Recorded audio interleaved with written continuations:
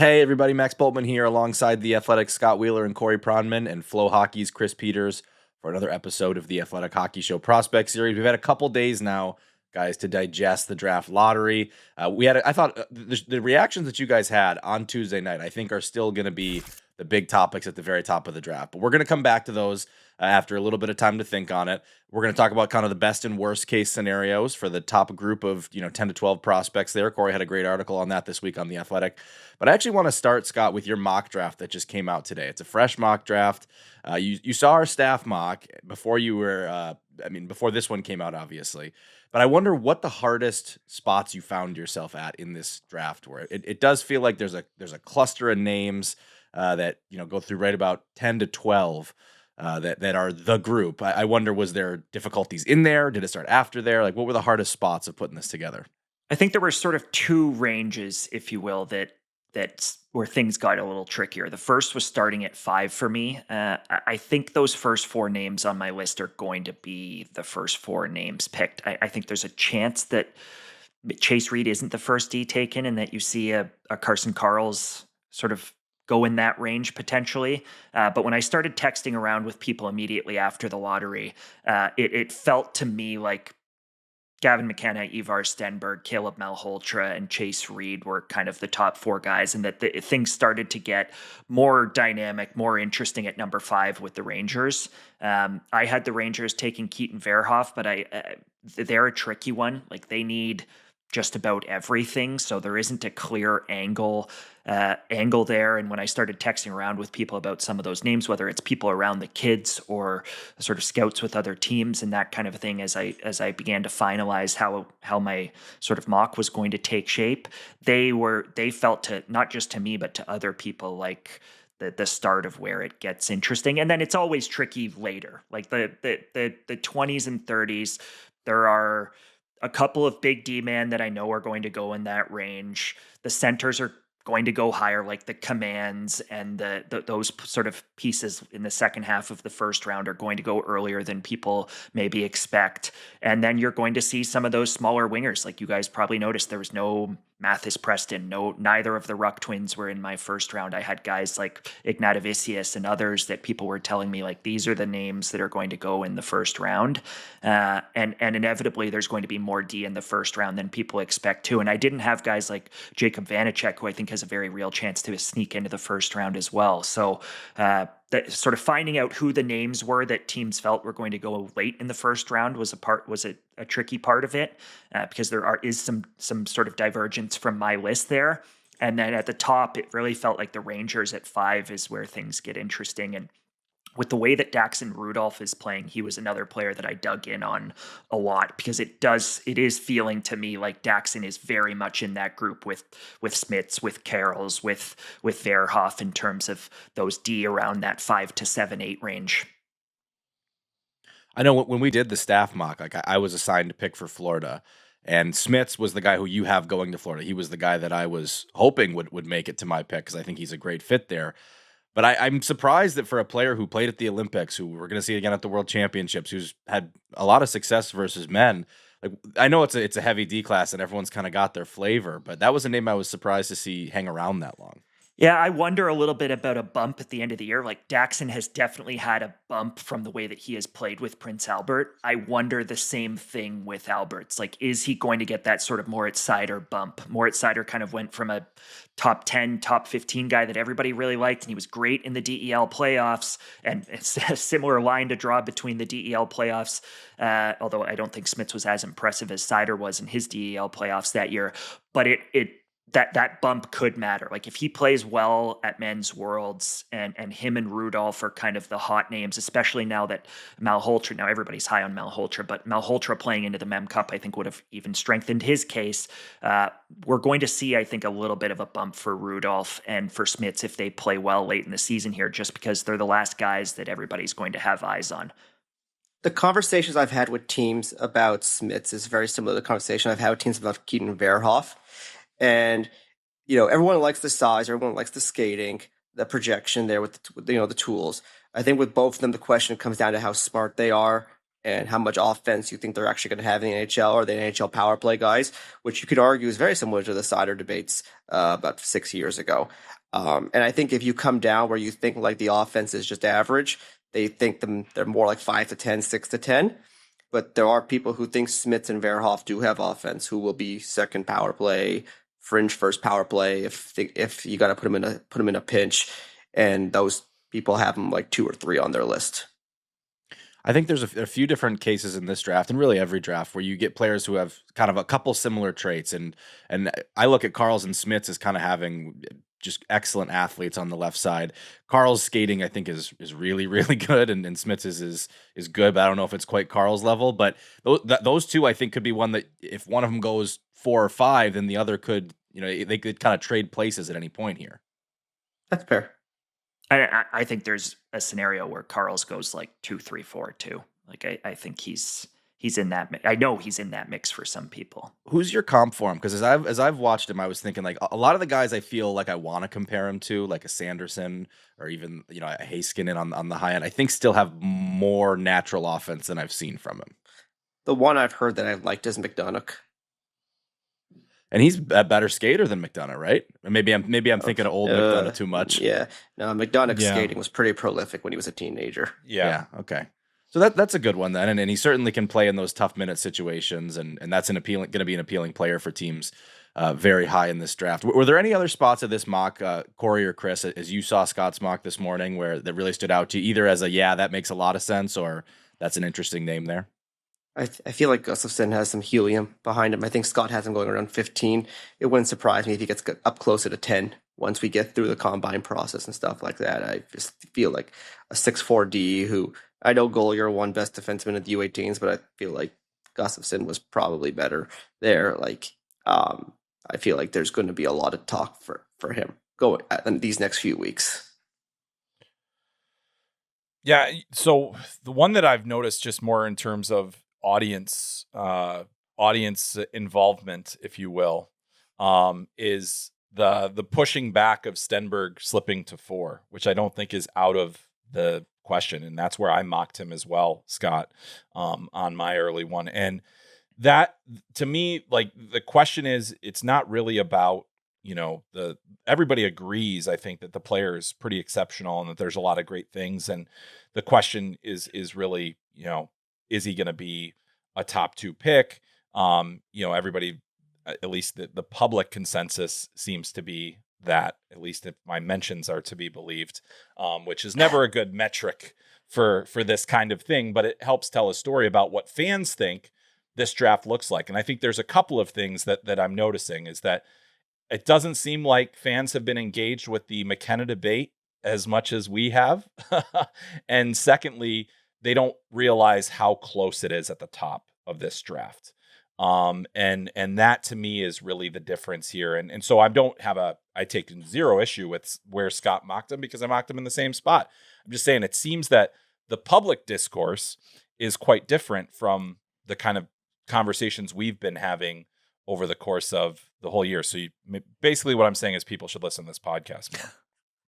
I think because the group is such a big group this year, it has been harder for the casual fan to keep tabs. Like, everybody knows the 2 wings and Keaton Verhoff. That felt like the starting point for the average fan. And I don't know whether people are as in tune with where Chase Reid is at, where Carson Carels is at, where Daxon Rudolph is at. In previous drafts, we had Will Smith and Adam Fantilli and Leo Carlson, and there were 4 names you had to know. In this draft, there might be 10 or 11 names that you need to know at the top of the draft. So I do think that we're going to have to sort of introduce people to names 5, 6, 7, 8, 9, 10 here in the coming weeks, because it does feel, especially with Chase Reid, like I just don't think people realize the kind of talent that Chase Reid is maybe quite yet. And so there's a bit of catch up happening, it feels like, with our readers. To Max's point, I had one team reach out to me within the last week about Stenberg, and he made the team source made an analogy to William Eklund in his draft year, where every mock draft had him 2, 3, 4, essentially in those final few weeks, and he gets to the Sharks. What was that, 9? Where he eventually went, and now Stenberg has a much better track record of scoring than Eklund did, but you could argue Eklund's better skater. But I feel like that's, it's not a novel take to say that when it's close, centers and defensemen tend to rise. And I think we all agree that this top group is close. So I don't think it should surprise anybody if a center or a defenseman or multiple go ahead of one or both of those wingers. I'm not saying it's the likely scenario. I still think we all kind of agreed McKenna is the odds-on favorite to go 1. But history has shown that doesn't usually, that 5'11" wingers don't go 1-2. So I don't think we should be surprised if that's not the case. Well, while we're talking about the top of the draft, let's go back there. Now that we've had a couple days to sit on this, to think about the Maple Leafs, the San Jose Sharks, specific to Toronto, I think most of our conversation centered around Gavin McKenna. Chris, I know you kind of raised the point toward the end about the idea of going for a defenseman here. But after a couple days to think about it, I mean, I kind of would almost like each of you to make the affirmative case for one of the options here, McKenna, Stenberg, or a defenseman. And I guess we're lumping all the defensemen into one, so that's maybe the field option. But Scott, why don't you start us out? Do you want to make like the affirmative case for Gavin McKenna on the Toronto Maple Leafs? I think the case for McKenna is layered. Like it's multi-pronged, if you will. On one hand, I think he helps to sell Auston Matthews, and that is a part of this conversation for the Leafs. Like where they're at as an organization, the age of their core. We touched on it on our live reaction. Austin's going to be 29 in September. Willie is already 30. John Tavares is on the other side of 35. They care deeply about these next 2 years and selling Auston Matthews, I think, and you can probably put Stenberg into this category as well. But the wingers, the fact that they're going to both play in the NHL next year, and in McKenna's case, playing on the power play with Austin, that immediate guy for Austin to be drawn to potentially as a line mate, even if he's not as a line mate, the idea of him as a future line mate, I think that is a part of the calculus for Toronto. I think the fame and star power is a part of the calculus, whether anybody's willing to admit it. Who Gavin McKenna is as a person in the hockey world already at an early age, I think is a part of it. And then as a player, I believe that Gavin is the most talented player in this draft, and that from a pure upside, a pure offense standpoint, that he has the highest ceiling to reach for in this draft. I think it's going to be a struggle for him early on, but I have issues and flaws and nitpicks with all of the top guys in this class. And I think in Gavin, the ability to make plays, the ability to pull you out of your seat, the ability to immediately inject something onto a PP1 at the NHL level, that is unique to him. And Stenberg's a very, very, very high-end talent in his own right, but from a pure vision, playmaking, pick you apart from the perimeter of the ice, skill level standpoint, he is one of one in this draft class. And I think that's the case, is just take the ultimate skill guy. And on top of that, he's Gavin McKenna, and he might help you with the pitch to Auston Matthews. I think that makes a pretty compelling case if you're the Leafs. And it's hard. It's also hard. Like, say what you will, even if you like some of those other players, from a perception standpoint, like it would take stones not to take Gavin at 1. It's different if you move back. It also takes stones to move back when you have the first overall pick, which is why it never happens. But from a pure fan base and navigating how hot the market is in Toronto right now, you can already tell people want it to be Gavin. And that's a layer here too, whether the Leafs and their brass would ever admit to that. I think that's a very real layer that they won't be able to ignore. Not the first time we've heard that sentiment though, right? I mean, especially in a major Canadian market, Corey.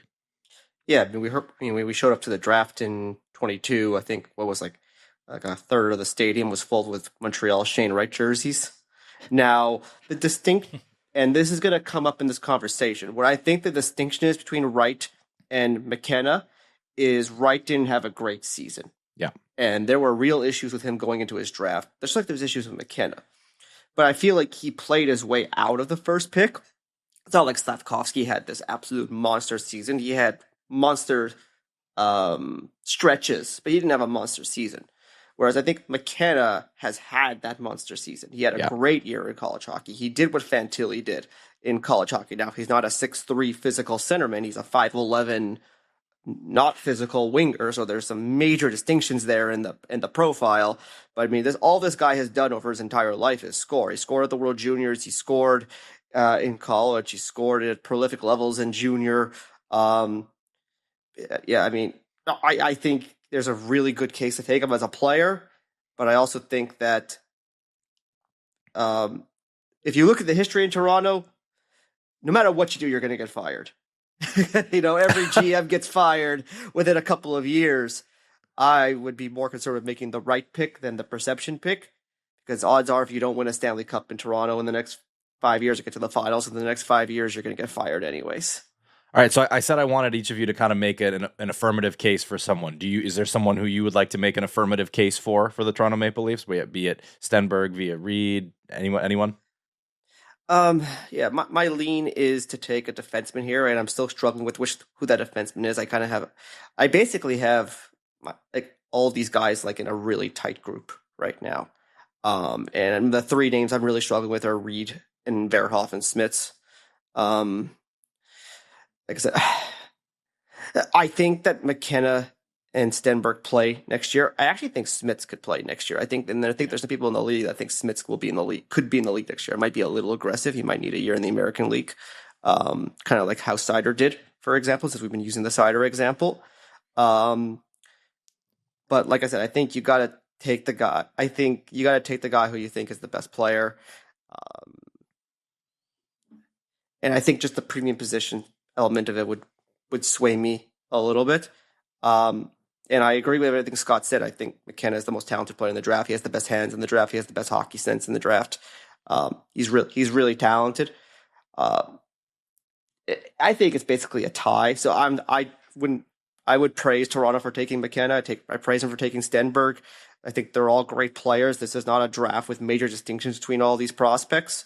But I tend to agree with how teams have tended to do this, that when it's close, you take the premium position guys, and I just think it's close. And I think that's really where the discussion is going to go with us over these next few weeks. Is we mentioned this on the show a couple days ago. You look at Scott's last list, he has Stenberg and McKenna, and then there's a tier break to Reid and to Malhotra and to Carels, etc. I think distinguishing why there's a tier gap is more interesting than picking the name, because if I just say it's close and Scott says it's not close, okay, well, that's the end of the conversation. But I feel like if we get into why we think it's not close, it's more interesting. I think it's close. I would take a defenseman. I would rather, and I don't think Austin Matthews is going to care whether you get a 40-point winger or a 50-point winger for one season. I think Reid and Verhoff and Smits and Carels, they're all going to be in the league a year from now. And if you think they're the best player, they'll be just as good, if not better, than the wingers by year 2, year 3. I don't know that that's true with the struggles that we've seen defensemen. Like, we're seeing tons of top 5, top 10 pick defensemen take 2, 3. Obviously, Schaefer's an exception. I don't think any of us think that any of these players are Schaefer. Lane Hudson and Simon Edvinsson might be a little bit of an exception, but it took Simon Edvinsson a couple of years too. Outside of those guys, like, we've been through the list, but Zeev Boyum, Sam Dickinson, Zane Parekh, they all get into the league and they have a really tough go initially. So I do think there is something to the fact that you might see earlier success from a Stenberg, and maybe that's the case. Like, if we're making an affirmative case for Stenberg, maybe it is that he is closer to ready to make an impact than even Gavin is potentially, and then the D-men are. But I don't think it's a guarantee that any of those defensemen are any good a year from now in the NHL or 2 years from now. And I'm not even convinced that some of those D-men, like Chase Reid, shouldn't spend 2 years in college instead of 1 year in college, which really pushes it down the line. So that part of it, like, there's risk with some of those D that you're waiting 3-4 years for them to figure it out. Am I crazy, or did I think that Reid was just as good as McKenna or Stenberg was at the World Juniors? Like, when they were on the same ice, I thought he was just as impactful at even strength. He was very noticeable. Very noticeable. Yeah. I just have a hard time saying awesome. that these two are going to be good in the NHL in 2 years, but Chase needs 2 years of college. I just don't know. I'm not saying that there's not a gap there. I just don't know if the gap is that wide. I think it's harder for defensemen in general. Yeah, the position. It's less a commentary on Chase and more about. Let's also recall about Chase Reid. This is a guy that started in the North American League 2 years ago, or a year and last year, and so there's still a lot of runway for him. I do think like he's on a path. Maybe it's 1 year, but he's got to go. He can't go into the league next year. But I do think if you're the Toronto Maple Leafs, these are all of the discussions you have to have. You can't rubber stamp this. You have to have these conversations. You have to think about the things that matter. And quite frankly, what have they been searching for so long? What have they been what has been the core? You built a team with super forwards and it didn't work. And that's the thing that, you kind of, what lessons do you take from that? There isn't a defenseman out there that I think they can trade for or get in free agency that is going to significantly improve their long-term outlook on the blue line. Yeah. So they're faced with an opportunity here to potentially do that. Is Gavin McKenna the flashier, more exciting, possibly more pro-ready of the options? Absolutely he is. But making that pick without addressing one of your most significant long-term needs, and I'm not saying you address needs with the number one pick because you don't, but at the same time, there's an opportunity here in a draft year where it is close.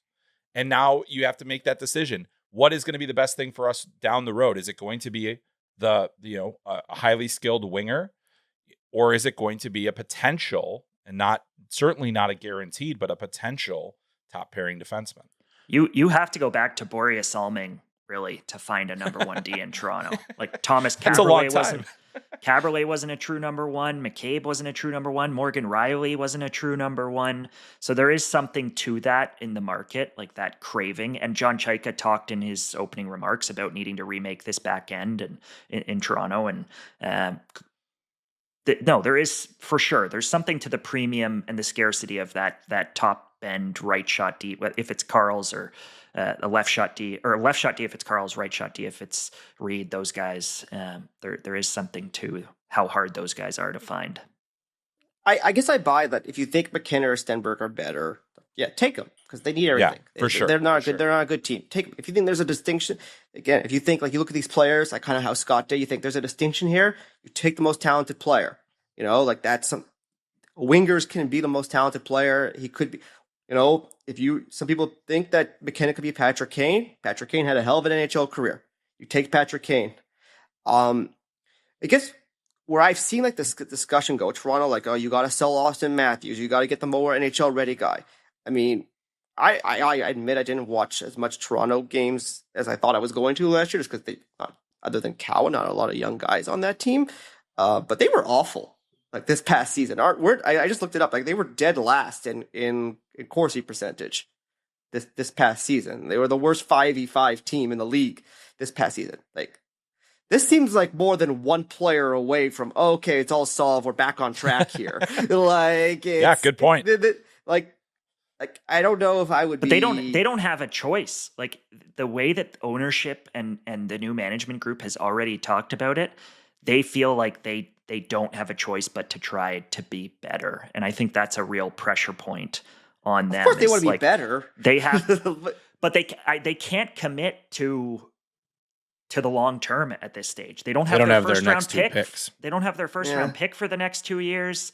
They need to try to remake that blue line and get better. And we are only in Toronto a year removed from 105 points or whatever it was, right? Like I think they still believe that with better health and better goaltending from two good goalies, that they can not necessarily that they're going to be a 105 point team next year, but that they can get back into the playoff picture. I just want to add one thing, which is that even if we're talking about this on the Austin Matthews scale, and I think that those are related conversations. One of the reasons Toronto needs to try to get better in the next year or two is very similar to Edmonton, to kind of make that case to Matthews. But I will say, like, I think you can completely justify taking Gavin McKenna at 1, even if you think Austin Matthews is going to leave. And maybe that is part of why he makes sense at 1 if Matthews leaves, is because I wouldn't want to have made a pick that was, predicated on the idea of, okay, we got to, build this around Matthews, and then all of a sudden I don't have Matthews. Now, granted, I get he's a winger, and you're probably not trying to build your team around a skilled winger. There's very few teams that are built around that player type. But I think because of what we've talked about with the upside, that's actually a case that even if Matthews goes, McKenna could be the very right pick, because at least you still have that 100-point player or upside of a 100-point player in your system. So I think that's part of the Toronto conversation too there. I do want to shift this to San Jose, though, because especially as we talk about needs, like that is the pick that I'm looking at and saying this is a team that should draft for need really high in the draft. That's how big I think the D need is for them. And just what they have at forward is so good. Celebrini, Smith, Misa, Chernyshov. You get the great surprise there at a player picked, I think he was like 33, 32, 33. And he looks like a potential top 6 forward. Like they have the forward system, I think, to completely justify the D pick. But there's a question, Corey.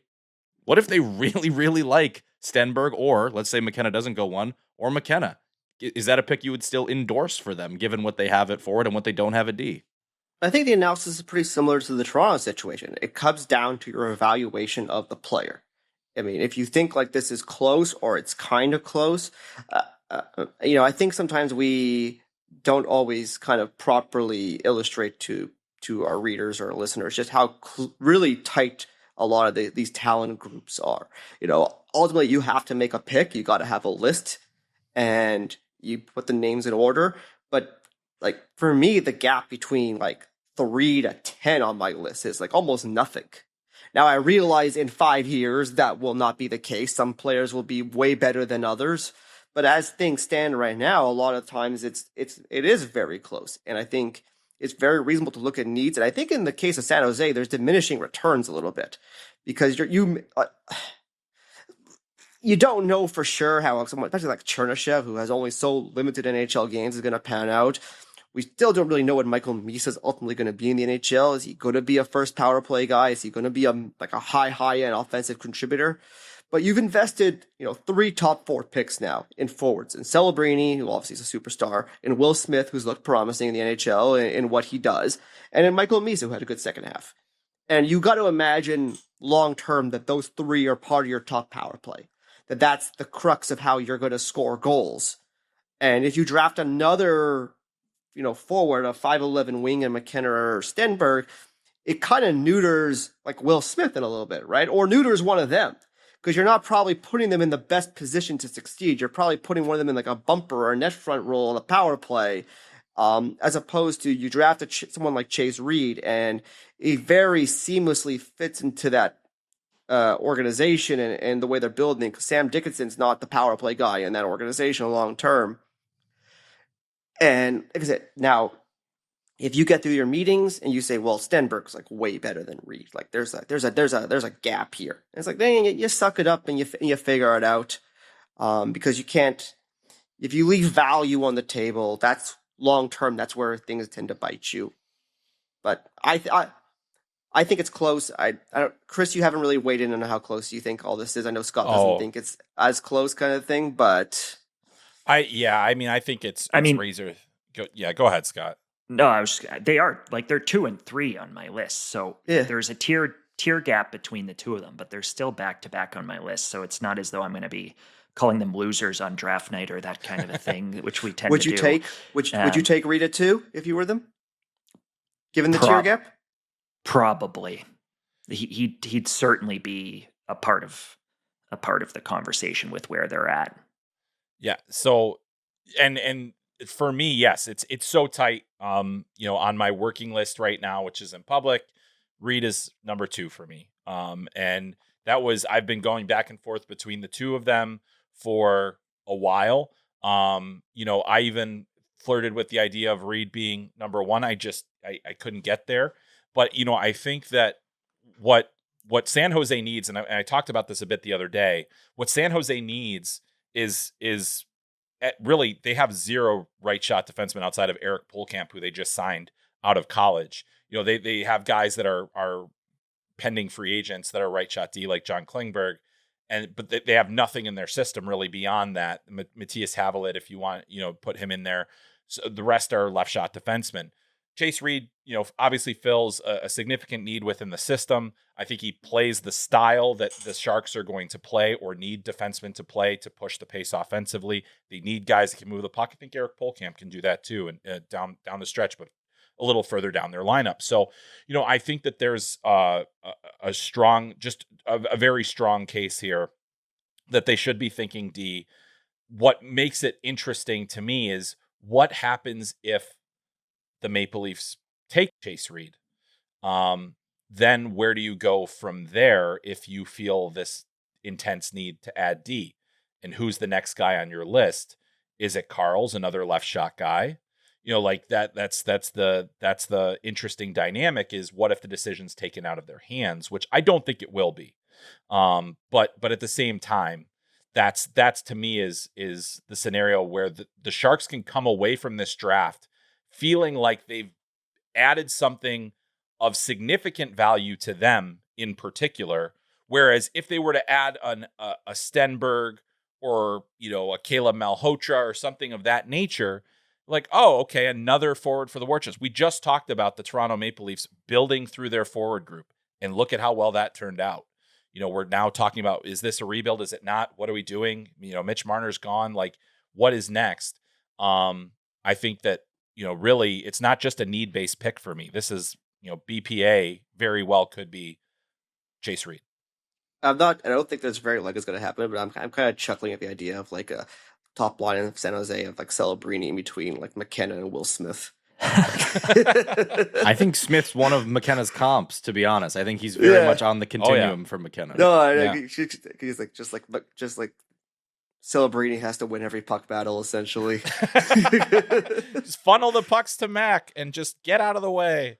So yeah. We're way too early in the draft cycle for me to be throwing stuff like this out, but I'm going to do it anyway. If Reid does go 1, Chris, would Chicago entertain this? Would you entertain this as San Jose? Would you call Chicago and say, I'll give you the second pick for Artyom Levshunov, and you can take one of the D that you see fit, and you can come up and get one of your forwards? Oh, man. I did not anticipate that curveball from Max Boltman. I think it's a conversation. I think it's certainly a conversation. I think those deals are very, very hard to make. They're rare. Very rare. Hard to make. And I think Levshunov, there's probably enough, seeds of doubt at this point based on his play over the last season, where it's like, I don't know if I would, necessarily make that bet. I still think Artie's going to be a heck of a player, and there's plenty of time for him to get better. But yeah, that'd be a tough one. Also a good example for Scott's point earlier, given that I kind of think there's a lot of analogies between Chase Reid and Levshunov at the same age. Mm-hmm. Yes. Mm-hmm. That's why I brought him up, is like the comp that we have. Corey, you have the comp on Reid as Dobson. That was the comp I think we had on Levshunov, was Dobson. I've changed it lately. I've been leaning more Seth Jones, but Jones took a while too to get going. But although he was pretty good year one. He was good year one, yeah. I actually like the one you put in the pessimistic and optimistic cases too, John Carlson. I think that's another one that's very much in play for Chase Reid. I think that was a very sharp one. So just something to consider. I don't know that it needs to be Chicago, that it needs to be Levshunov. I'm interested in the idea that I really feel like San Jose needs a D. And if they can't get the guy they want at 2, I wonder if you could use 2 to find the guy somewhere else. Just kind of something I've thought about. I keep making the same point over and over again, but it comes down to player evaluation. If they think that Verhoff or Smits or Carls can run a first power play, then it changes the conversation. If they don't, then you're kind of like gritting your teeth there a little bit, saying we're probably getting like a 2-3 defenseman here at 2. Like that's not, which is ultimately kind of what you have in Sam Dickinson. Yeah, like it might be a fine pick, but like, you mentioned about Will Smith, McKenna. I feel like I could see Stenberg flowing in with their team a little bit better. I think Stenberg has more skill than Michael Misa. I don't think it's a guarantee that Misa is like a 70, 80 point guy in the NHL, top power play guy in the NHL. He might be this. He's going to be the 2C behind Macklin. But I just mean in terms of like his actual impact. Like I think he's an excellent player. I would still have him 2 in a redraft. But I think you're still one. I think you could see Stenberg get to 80 points in some years. I'm not sure if Misa is going to get there like consistently. Yeah. All right. I mentioned the pessimistic and optimistic takes article that you had this week on The Athletic, Corey. There's 3 players in particular I want to zero in on, and I'd love Chris and Scott's opinions too here on these pessimistic and optimistic cases as we go. But one of them is Caleb Malhotra, who we think could go as high as 3. I don't necessarily see him going 2, but who knows? I mean, he could go very, very high in this draft. What do you see as kind of the swing for what this could look like in either direction, Corey? Yeah, obviously he's the hot name of late right now after his great OHL playoff that just ended. There's some minority opinions in the league that have him at 1. Like I don't think he's going 1. but that's kind of like where the conversation is right now. Like, hey, this guy has at least a chance, not a likely chance, but at least a chance to become a first line center, which obviously gets people really excited. And we haven't really had a guy in that conversation for most of this season. Lawrence was there to start the year a little bit, but obviously he's faded hard in the second half. I think people see the 6'2" centerman, the skating, the skill, the two-way play, and the offense was a question, became less of a question the last couple of weeks here. And they think like there's a path here for him to become really good. Maybe he's a. I don't think people think like he's a hard one, like what you think of like a top 10 center in the league, but he could be like a below average one. Like I thought my comp for him is Beniers, and Beniers is Seattle's first line center, albeit on not a great team. He is could be a really good 2. And his trajectory is kind of similar to Beckett Seneca's a couple of years ago, where not a tremendous year, but he played really big minutes on a great team, great postseason. He's not 6'4" like Seneca. He's not as dynamic as Seneca, but like that's kind of the trajectory. And I think there's not really a spot that I'd be shocked. Like I think 1 would obviously rattle some people a little bit, but like I think 2, 3, 4, he's definitely in play. You like him more or less than Desnoyers? Similar profile a year ago. Personally, I think they're nearly the same. I think they're very, very similar players, but I don't think the league views it that way. I think Caleb does it with more pace than, or they're both Caleb. I think Malhotra does it with more pace than Desnoyers. And I think that will be the separator there. Like I think he just thinks it a little quicker, plays with a little more pace, a little bit faster. Desnoyers was the QMJHL playoffs MVP a year ago, right? Like it is a similar path in terms of the product. If you match their production side by side, combine their regular season and playoffs, obviously the OHL is a different league than the QMJHL, but they both played on top teams. They both went on deep runs, same size, two-way. There's some lines to draw there for sure. In a few weeks, I'll do my article comparing the top of the 26 to the top of the 25 draft, and they're basically back-to-back. All right, another player, on the other side of the size spectrum here is Viggo Bjork, because I think this is going to be one of the most popular players in this class among the public. I love him. I think all of you guys love him. The question is, are NHL teams going to love him because he's a 5'9" center? They certainly would love the optimistic case you made, Corey, which included the name Braden Point. But I do want, to me, Bjork does feel like he's still going to slot in as a really likable player in the NHL because of how hard he plays, because of how smart he is. But we see time and again, if teams don't think it's high upside for these 5'9" guys, it can be hard for them to get into the top 10, which is where I think he belongs on talent. So there was a player 4 years ago who was 5'9", who skated pretty well, who was really skilled, who had a history of really great production, who everybody liked how feisty and competitive he is, and he went top 10. Name is Matthew Savoy. Didn't really work. And I think that's the concern with Bjork, is you want Braden Point, but you're worried about Savoy and Rossi, who both went in the top 10. And I think that's going to be the risk reward the teams are going to measure. I think, you saw Nazar win 13, probably goes a little higher than 13. Probably got underrated there. Benson I think goes higher. Benson goes higher. Like different levels of skating there, but I get what you're saying. Like but he's also a better skater than Rossi. Yeah. And that's why I think Savoy is the more on point one. But obviously he's a center versus a wing. Pro experience, World Junior experience, now senior men's team experience.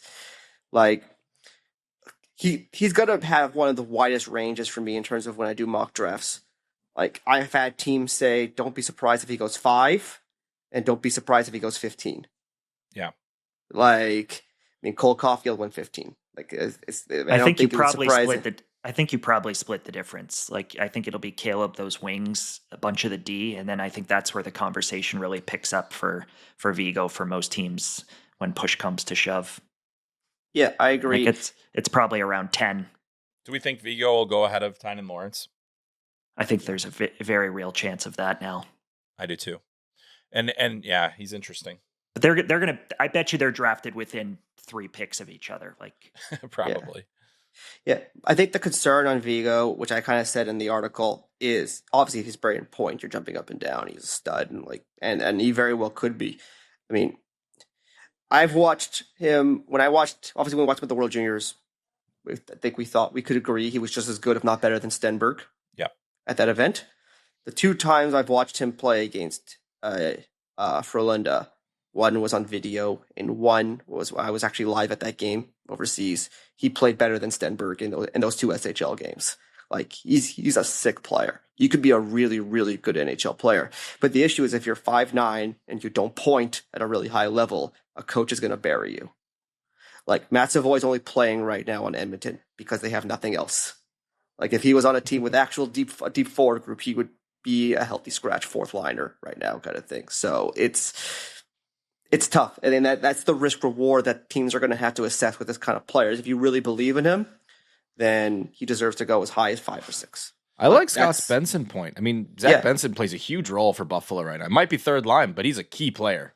Was he good last night? Right. He's a stud. I think he's got a real chance to win a Selke. I told this to Dom the other day. I think he's got a chance to win a Selke. Like defensively, he's already driving results at a very high level on a good team. The points are maybe not quite there to win a Selke at this stage. But if he can become a 50, 60 point guy and the defense holds, I think you're talking about all of a sudden talking about that sort of Seth Jarvis player that's an excellent defensive player on top of chipping in top 6 offense. And I think that's a real path for Zach. I love Zach. Zach's a dog. Like he's And that showed too, like in his draft year, like that was like, he was probably one of the, if not the most competitive player in his draft class. And it was just like, this guy is going to find a way. And I think with Viggo, every time I watch him play every single time, and I've seen even games where he wasn't that good, I was like, this guy's going to play. He is going to play. He knows how to play the sport. He knows how to play the game at a high level. Watching him in the playoffs this year, there were games where he was better than Frundell. Like there were games where he was better than older players, and that they were using him as a matchup center against SHL top lines. I mean, they couldn't put him out there enough at the World Juniors. He was their number 1 center at the World Juniors as an underage. He's a rare talent in that there are exceptions to the rule. To Corey's point, the risk remains because of the size, but I do feel like he has enough of the variables that make him an exception where you will see a 5'9" center go potentially in the top 10. Devil's advocate argument is as good as he looked when I watched him in the SHL, as good as he looked at the World Juniors, his actual production this year in the SHL was fine. Like it was literally half of Stenberg's, I think, right? 15 30. Yeah. Even at the World Juniors, I remember us talking about a game where he missed on like 6 breakaways in one game. He got the breakaways, but he wasn't finishing them. Yeah. Like for a guy who needs to point a lot to be a top 6 guy, like I think you got to at least mention that. Even if we think he creates a lot of chances, he's around the puck all the time, he's so competitive, yada yada. Like, you know, that's something I at least think about. Like, okay, is this good offense or is it elite offense? Yeah.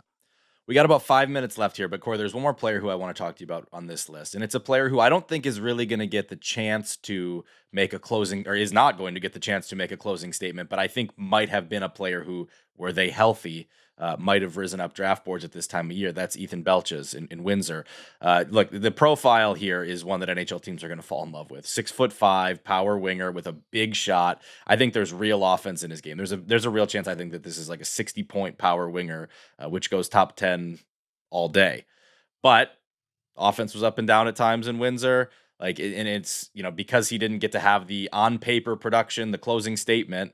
Like where do you see Ethan Belchetz's range being? I think it's closer to like 10 to 16 right now, and that's for 2 reasons. One is not the great year, concerns over his pace. I mean, he produced, but like he was fine, not amazing production. And also his major events, his Holinka, Gretzky, his CHL NTDP games were average at best, if not below average. That's the first variable. The second one is that player type, the big physical winger. There's been a couple of guys who've emerged who can compete for that. I think there's a lot of interest in the NHL in Oscar Hemming right now, the Finnish winger at Boston College. He's not as big as Belchetz, but he skates better. Same thing for Gleb Pugachev in Russia. Like, I think those are two guys who are like mean, physical, big wingers. And I think they're all kind of going to go like in like the top 20 to 20-ish range. But that's, I think, the issue on Belchetz is, and also only so many wingers are going to go in like top 20. Eventually these centers and these defensemen are going to work their way into the mix too. So, it's tough. I think there's a lot of people who loved this player initially. There were scouts I talked to earlier who said he's going top 5 all day. Then as you're going, oh, okay, maybe he's like top 10, like top 8. And now as the draft has unfolded and we've seen the rises of guys like Gustafsson and Wyatt Cullen and Hemming to an extent, I don't know if he's even a guarantee to go in the top 15, although I think he's still probably going to go there, because even if the offense isn't great and his skating isn't great. It's so hard to find players like this. Like you look at the Protas brothers, like they're not great skaters, but they could still find a way to impact a game. And with the physicality and the skill and the size, it's still a really good player. I mean, there was a time here where I think we used the name Slavkovsky talking about the best case scenario for Belchetz. He doesn't skate like Slavkovsky, but I left the rink. I saw him live once in late October and then once a week later in a different city in early November. And both of those times leaving the rink, I ran into people who were talking about him as a top 5 stud. That was October, November. No, but at that time, and things change. That was the conversation. We get new data, I get it, but like even in your most recent ranking, Scott, I think the name Matthew Nyes is somewhere in that write up there. So that was what he could be. I think a lot of teams would absolutely love a chance at a player like that. I do wonder if he has that sort of competitive consistency that Nyes had. Yeah. I don't think it's a huge issue in the way that it is for a Rubric or a Marcus Nordmark or those types of guys where the competitiveness is a huge red flag. But there were games this year where he disappointed people with his impact. And at that size in the OHL, you should be a horse every night. For sure. All right, that's going to do it for us. Thanks for listening to this episode of the Athletic Hockey Show Prospect Series. Remember, you can catch more of Chris over at Flow Hockey and on his podcast Called Up. We'll talk to you soon. Thanks for watching. Make sure to like and subscribe and ring the bell to stay informed and catch new episodes every Monday, Wednesday, Thursday, and Friday. And in the meantime, you can join our Discord community. We'll see you there.